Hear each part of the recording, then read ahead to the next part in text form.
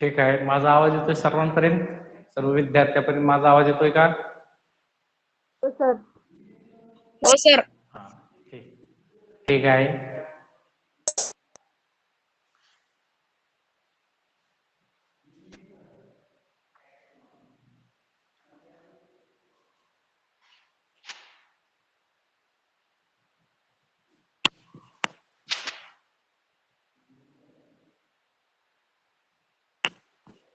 तो 9वीं कक्षा के छात्र मित्रों, हम देख रहे थे हमारा प्रस्तुत पाठ जूलिया, जिसके लेखक अंतोन चेखव जी है।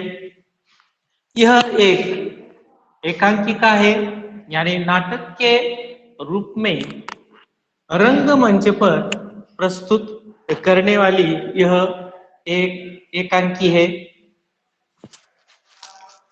प्रस्तुत एकांकी में रचनाकार ने यहाँ पर दब्बूपन को त्याग कर अपने अधिकार तथा न्याय के लिए सजग रहने हेतु प्रेरित किया है। तो प्रस्तुत पाठ में दब्बूपन यानी दबना, किसी के दबाव में आना। तो यहाँ पर जूलिया नाम की एक गवर्नेंस है जो यहाँ पर इसी दब्बूपन का यानी शिकार हो चुकी है, यानी उसका स्वभाव ही ऐसा है कि वह चुपचाप अन्याय ऐसे वगैरह सह लेती है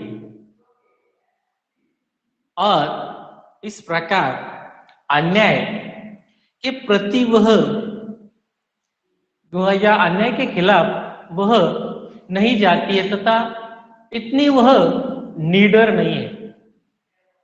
तो यहाँ पर लेखक अंतोन चेखव जी ने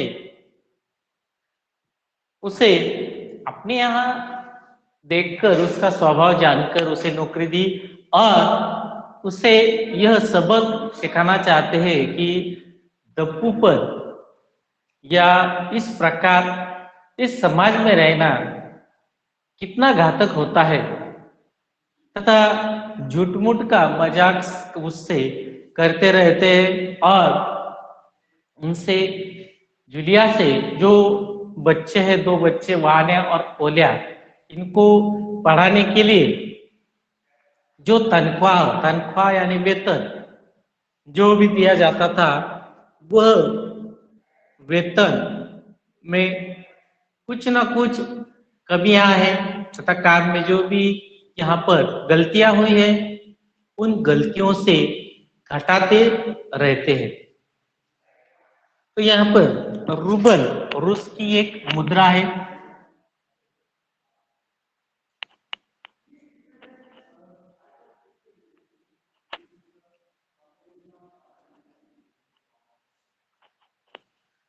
तनख्वाह यानी वेतन आणि रूबल यानी यहाँ पर रूस की मुद्रा यानी चलन, हमारे भारत का जो चलन है वह है रुपया। तो इस प्रकार यहाँ पर जो चलन है रूस का वह है रूबल।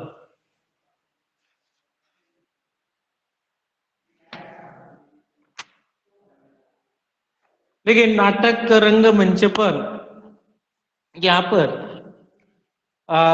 जो गवर्नेंस है, बच्चों की गवर्नेंस जूलिया वासिलदेवना आती है और बच्चों को पढ़ाने का कार्य करती है। तो इस पाठ का वाचन कौन करता है? माझा आवाज येतोय सर्वांपर्यंत? हा सर मी वाचली. हो, पहिल्यांदा वाचलेलं नाही ना या अगोदर? सर ते बिल्ली का बिलंगुडाला वाचलेलं आहे. बरोबर, चालेल, कर वाचन. ठीक. बच्चों की गवर्नेंस जूलिया वसीलदेवना आती है. जूलिया दबे स्वर में, आपने मुझे बुलाया था मालिक? गृहस्वामी, हाँ हाँ बैठ जाओ जूलिया, खड़ी मत रहो. जूलिया बैठती हुई, शुक्रिया गृहस्वामी.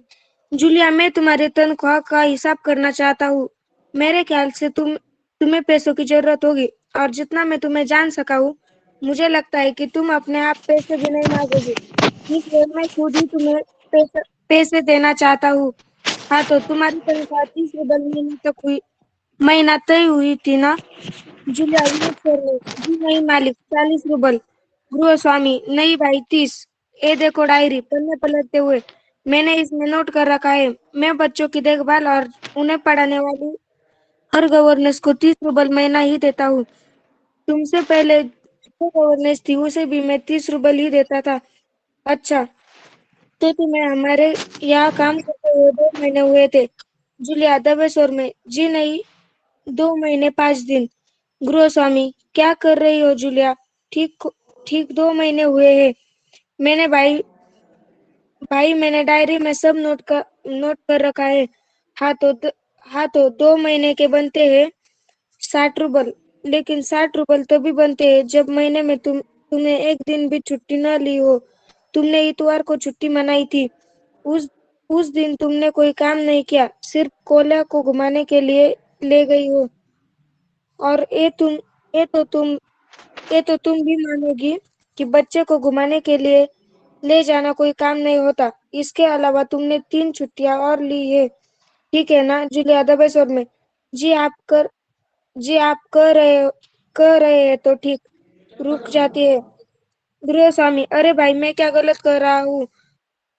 हाँ तो 9 इतवार और 3 छुट्टियां, यानी 12 दिन तुमने काम नहीं किया,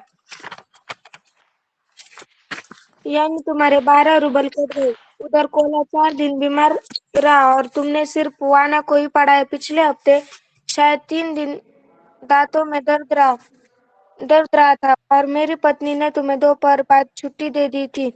तो 12 और 7 19, 19 नागे हाथापाई, 19 नागे हाथों भाई, घटाओ 60 में से 19, कितने रहते हैं? 41, 41 रुपए, ठीक है। जूलिया रुआसी हो जाती है रोते समय, जी हाँ। गृह स्वामी डायरी के पन्ने पलटते हुए, हाँ याद आया। पहली पहली जनवरी को तुम 1 जनवरी को तुमने चाय की प्लेट और प्याली तोड़ी थी। प्याली बहुत कीमती थी, मगर मेरे भाग्य में तो हमेशा उठाना ही पता है। मैंने जिसका भला करना चाहा उसने मुझे नुकसान पहुंचाने में कोई कसर नहीं छोड़ी है। खैर, मेरा भाग्य। हाँ, तो मैं प्याली के 2 रुपए ही काटूंगा। अब देखो, उस दिन तुमने ध्यान नहीं दिया, और वह किसी टटनी टहनी की खरोच लगने से बच्चे की जैकेट फट गई। 10 रुपए उसके गए। इसी तरह तुम्हारी लापरवाही की वजह से घर की सफाई करने वाली नौकरानी मारिया ने वाना के नए जूते चुरा लिए। रुक कर, तुम मेरी बात सुन रही हो ना? सुन भी रही हो या नहीं? जूलिया मुश्किल से अपने रुलाई को रोकते हुए, जी सुन रही हूँ गृह स्वामी। हाँ ठीक है, अब देखो भाई, तुम्हारा काम बच्चों को पढ़ाना और उनकी देखभाल करना है। तुम्हें इसके के तो पैसे मिलते हैं।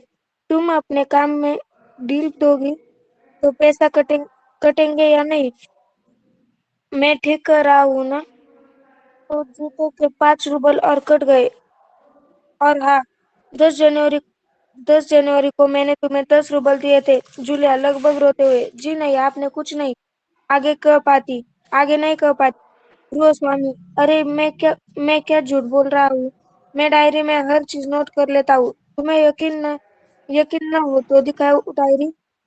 डायरी के पन्ने यूं ही पलटने लगता है। जूलिया आंसू पोंछते हुए, आप कह रहे हो तो आपने दिए ही होंगे। गृह स्वामी कड़े स्वर में, दिए होंगे नहीं, दिए है, ठीक है। घटाओ 27, 41 में से बच्चे 14। क्यों, हिसाब ठीक है ना? जूलिया आंसू पीती हुई कांपती आवाज में, मुझे अभी तक एक ही बार कुछ पैसे मिले थे, और वो मुझे मालकिन ने दिए थे। सिर्फ 3 रुपए, ज्यादा नहीं। गृह स्वामी, जैसे आसमान से गिरा हो। अच्छा, और इतनी बड़ी बात तुम्हारे मालकिन ने मुझे बताई तक नहीं। देखो, तुम ना बताती तो हो जाता ना अनर्थ। खैर, देर से ही सही, मैंने इसे भी डायरी में नोट कर लेता हूँ। डायरी खोलकर उसमें यूं ही कुछ लिखता है। हाँ तो 14 में से 3 और घटा दो, बचते 11 रूबल। देते हुए संभाल लो, गिन लो, ठीक है ना? जूलिया कांपते हाथों से रूबल लेती है, कांपते ही स्वर में। जी धन्यवाद गृहस्वामी, अपना गुस्सा नहीं संभाल पाता, ऊंचे स्वर में लगभग चिल्लाते हुए। तुम तुम मुझे धन्यवाद दे रही हो जूलिया, जबकि तुम अच्छी तरह जानती हो कि मैंने तुम्हें ठग लिया है, तुम्हें धोखा दिया है, तुम्हारे पैसे हड़प लिए हैं, और तुम इसके बावजूद मुझे धन्यवाद दे रही हो। गुस्से में आवाज गुस्से में आवाज कांपने लगती है। जूलिया जी हाँ मालिक। गृहस्वामी गुस्से से गुस्से से तुतलाने लगता है। जी हाँ मालिक, जी हाँ मालिक, क्यों क्यों जी हाँ मालिक। जूलिया डर जाती है भयभीत स्वर में, क्योंकि इससे पहले मैंने जहाँ जहाँ काम किया उन लोगों ने तो मुझे एक पैसा तक नहीं दिया। आप कुछ तो दे रहे हो गृहस्वामी, क्रोध के कारण कांपते उत्तेजित स्वर में। उन लोगों ने तुम्हें एक पैसा तक नहीं दिया जूलिया।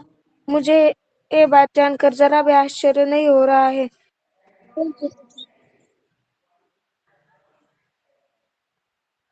उन लोगों में तुम्हें एक पैसा तक नहीं दिया जूलिया। मुझे ये बात जानकर जरा भी आश्चर्य नहीं हो रहा है। स्वर धीमा कर जूलिया, मुझे इस बात के लिए माफ कर देना कि मैंने तुम्हारे साथ एक छोटा सा क्रूर मजाक किया, पर मैं तुम्हें सबक सिखाना चाहता था। देखो जूलिया, मैं तुम्हारा एक पैसा नहीं मारूंगा। जेब से निकाल कर ये तुम्हारे 80 रूबल मैं अभी ने तुम्हें दूंगा, लेकिन इससे पहले मैं तुमसे कुछ पूछना चाहूंगा। जूलिया, क्या ये जरूरी है कि इंसान भला कहलाने के लिए इतना दब्बू भीरू और बोता बन जाए कि उसके साथ जो अन्याय हो रहा है उसका विरोध तक न करे, बस खामोश रहे और सारी जाद ज्यादतियां सहता जाए? नहीं जूलिया नहीं, इस तरह खामोश रहने से काम नहीं चलेगा। अपने दो बचाए अपने को बचाए रखने के लिए तुम्हें इस कठोर क्रूर निर्मम और हृदयहीन संसार से लड़ना होगा। अपने दांतों और पंजों के साथ लड़ना होगा पूरी शक्ति के साथ। मत भूलो जूलिया, इस संसार में दब्बू और रीढ़ रहित लोगों के लिए कोई स्थान नहीं है। छान वाचन केलंय पाठलाक्षर.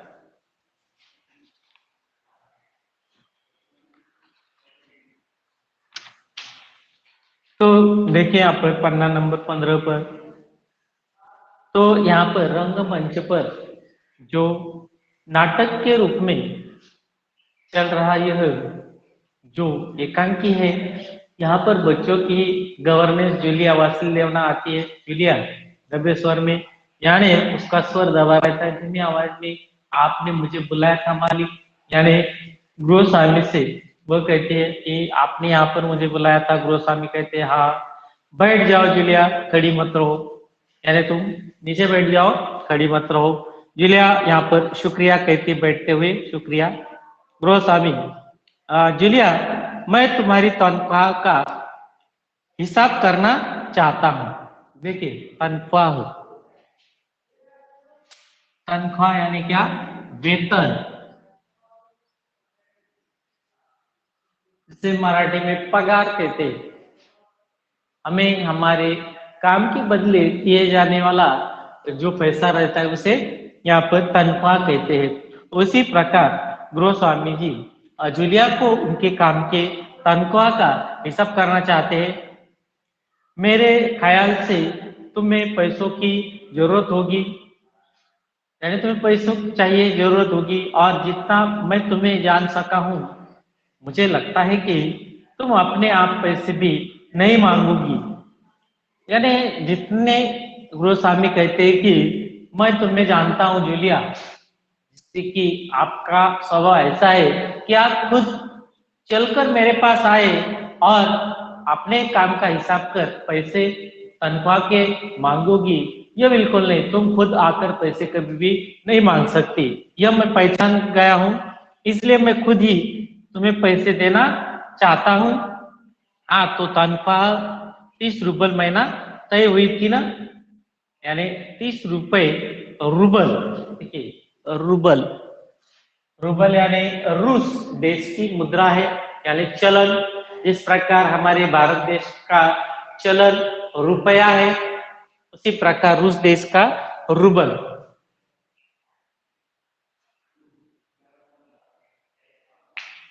तो हाँ, तो तुम्हारी तनख्वाह 30 रूबल महीना तय हुई थी ना, यानी 30 रूबल इतने पैसों की तनख्वाह हर महीना आपकी तय हुई थी। जूलिया विनीत स्वर में, देखिए जूलिया का स्वर कैसा है, विनीत यानी नम्रता पूर्ण उसका स्वर है। जी नहीं मालिक, 40 रूबल। तो यहां पर जूलिया कहते कि मेरी जो तनख्वाह थी वह तनख्वाह यहाँ पर 30 रूबल नहीं तो 40 रूबल महीना तय हुई थी, और आप यहाँ पर 30 रूबल ही बता रहे हो। गुरुस्वामी कहते नहीं भाई, 30, ये देखो डायरी पन्ने पलटते हुए, और इस प्रकार 30 रुपये तय हुए थे। इस प्रकार गुरुस्वामी जूलिया को बताते हैं, देखो डायरी में देखते हैं, यहाँ नोट किया है, ऐसे ही पन्ने पलटते रहते हैं, मैंने इसमें नोट कर रखा है, यानी डायरी में मैंने जो तनख्वाह तय हुई थी उसे लिख कर रखा है। मैं बच्चों की देखभाल और उन्हें पढ़ाने वाली हर गवर्नेंस को 30 रूबल महीना ही देता हूं, यानी मैं इसी प्रकार की हर गवर्नेंस को पढ़ाने के लिए 30 रूबल महीना ही तय करके देता हूं। तुमसे पहले जो गवर्नेंस थी उसे भी मैं 30 रूबल ही देता था, यानी तुमसे पहले जो भी यहाँ आई थी गवर्नेंस, गवर्नेंस का अर्थ है सेविका, यानी सेवा करने वाली सेविका, उसे भी मैं 30 रूबल ही महीना देता था। अच्छा, तो तुम्हें हमारे यहाँ काम करते हुए 2 महीने हुए,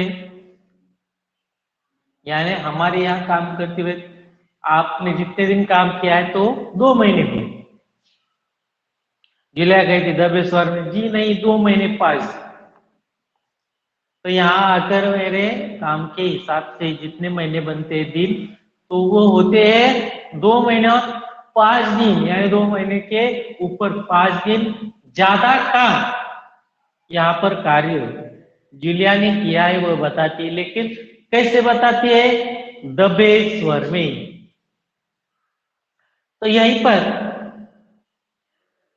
हमें यहाँ जहां नजर आता है कि जूलिया का जो स्वर है वो कैसा है, विदित नम्रता पूर्ण स्वर है और दबा स्वर है, दबे स्वर के 2 महीने और 5 दिन।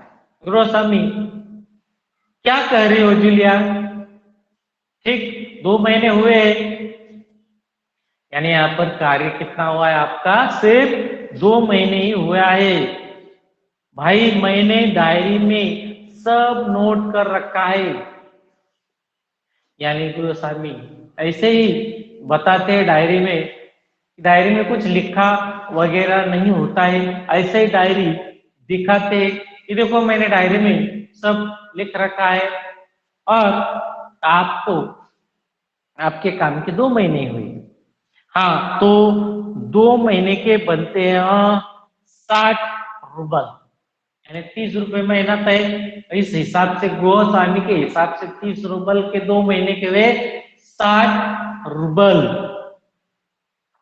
लेकिन 60 रूबल तभी बनते जब महीने में तुमने एक दिन भी छुट्टी न ली हो। अब देखिए गृहस्वामी का तनख्वाह का हिसाब किस प्रकार है कि जिस महीने में आपने एक भी दिन छुट्टी वगैरह नहीं ली है, इस प्रकार 2 महीने हुए तो ही उसके बनते 30 रुपए में 30 रूबल महीने से 60 रूबल।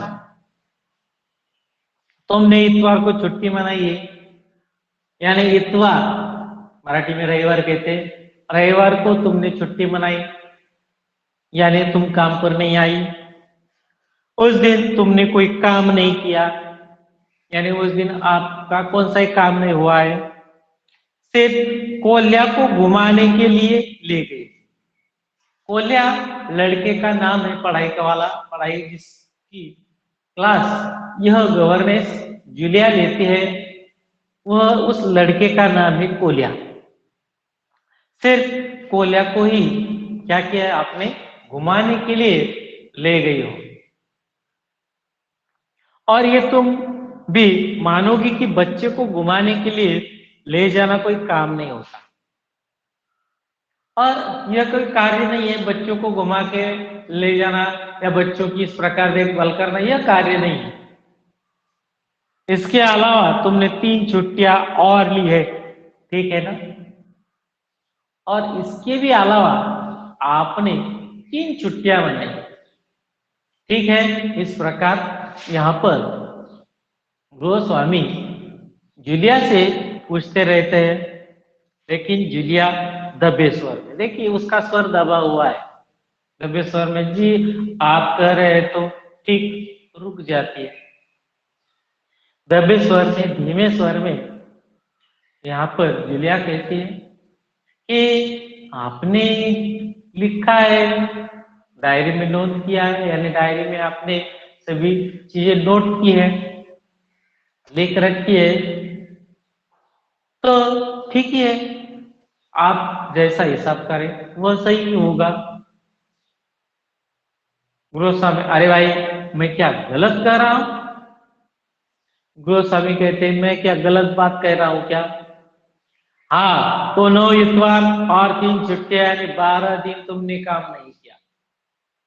देखिए अब हिसाब लगाया है, इतवार यानी रविवार, हाँ तो 9 इतवार यानी 9 रविवार और 3 छुट्टियां आपने ली थी, 9 और 3 हो गए 12। इस प्रकार 12 दिन तुमने काम नहीं किया।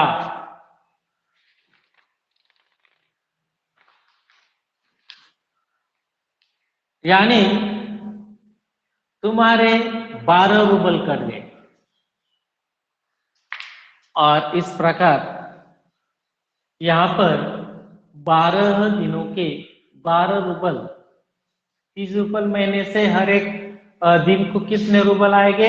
1 ही रूबल, और इस प्रकार 12 दिनों के कितने हुए? 12 रूबल, और इस प्रकार आपके तनख्वाह में से 12 रूबल कट गए यानी कम हो गए। उधर कोल्या 4 दिन बीमार रहा। कोल्या दूसरे छात्र या विद्यार्थी का नाम है, और उधर कोल्या 4 दिन बीमार रहा, और तुमने सिर्फ वान्या को ही पढ़ाया, यानी 4 दिन कोल्या, यह लड़का, यह छात्र बीमार था, इसकी वजह से सिर्फ वान्या, वान्या यह लड़के का नाम है, वान्या को ही पढ़ाया। पिछले हफ्ते शायद 3 दिन दांतों में दर्द रहा था, 4 दिन ही बीमार रहा, और तुमने सिर्फ वान्या को ही पढ़ाया। पिछले हफ्ते शायद 3 दिन दांतों में दर्द रहा था, और मेरी पत्नी ने तुम्हें दोपहर बाद छुट्टी दे दी, देखिए, और दोपहर के बाद इस प्रकार जो छुट्टी दी थी, पत्नी ने यहाँ पर उन जूलिया को यहाँ पर उनके दांतों में दर्द होने की वजह से छुट्टी देती थी, तो 12 और 7 19, और इस प्रकार पहले 12 दिन, बाद में 7 दिन, और इस प्रकार 19 यहाँ पर कम हो गए दिन, 12 और 7 दिन 19 होते हैं, और इस प्रकार 19 दिन कम हो गए। 19 नागे, हाँ तो भाई घटाओ 60 में से 19 नागे, यानी यहाँ पर जिस दिन कोई भी किसी भी प्रकार का कार्य न किया हो उसे कहते हैं नागे। तो यहाँ पर इस प्रकार 19 नागे हो गए, हाँ तो 19 दिन आपने कौन सा ही कार्य नहीं किया है, घटाओ 60 में से 19, कितने रहते हैं? 41, हाँ 41 रूबल, ठीक है। तो यहाँ पर 60 में से 19 रूबल कम हो गए, इस प्रकार कितने 41 रूबल रह गए हैं। ठीक है, यहाँ पर गुरु स्वामी ने इस प्रकार तनख्वाह में से हर एक चीज नोट करके उन्होंने वह उतनी तनख्वाह में से वह पैसे घटा दिए हैं, कम कर दिए। सर्व आज के लिए इतना ही काफी। सर्व विद्यार्थ्यांना या ठिकाणी सूचना आहे की आपण आपल्या विद्यालयात नवीन रुजू झालेले शिक्षक मराठी सर यांच्या तासाला आपल्या इयत्ता 9वीचे अ आणि ड मधील विद्यार्थ्यांनी त्यांचा जो ID व्हॉट्सअप ग्रुपवर टाकलेला आहे तो वापरायचा आहे आणि त्याला जॉईन व्हायचं आहे आणि माझ्या ग्रुपमधून तुम्ही डिलीट व्हायचं आहे। धन्यवाद।